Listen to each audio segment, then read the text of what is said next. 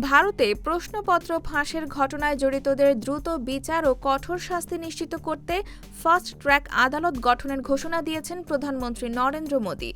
বৃহস্পতিবার 23 জুলাই সামাজিক যোগাযোগ মাধ্যম এক্সে দেওয়া এক পোস্টে তিনি বলেন, দেশের তরুণদের ভবিষ্যৎ রক্ষায় সরকার সর্বোচ্চ গুরুত্ব দিচ্ছে এবং অপরাধীদের কাউকে ছাড় দেওয়া হবে না। এ বিষয়ে সংশ্লিষ্ট কর্তৃপক্ষকে প্রয়োজনীয় নির্দেশও দেওয়া হয়েছে। মোদির ঘোষণার পরই পাল্টা প্রতিক্রিয়া জানায় ককরোচ জনতা পার্টি। দলটি এক্সে সংক্ষিপ্ত পোস্টে কেন্দ্রীয় শিক্ষামন্ত্রী ধর্মেন্দ্র প্রধানের পদত্যাগ দাবি করে। তাদের অভিযোগ, প্রশ্নপত্র ফাঁসের ঘটনায় শিক্ষামন্ত্রীর দায় রয়েছে। এদিকে দিল্লিতে সিজেপির আন্দোলন অব্যাহত রয়েছে। যন্তর মন্তরের মূল বিক্ষোভস্থল শান্ত থাকলেও সংসদ এলাকায় বিক্ষোভকারীদের সঙ্গে আইনশৃঙ্খলা বাহিনীর সংঘর্ষ হয়েছে। পরিস্থিতি নিয়ন্ত্রণে আনতে ওই এলাকায় সাময়িকভাবে ইন্টারনেট সেবা বন্ধ রাখা হয়েছে। IBTV USA, new York.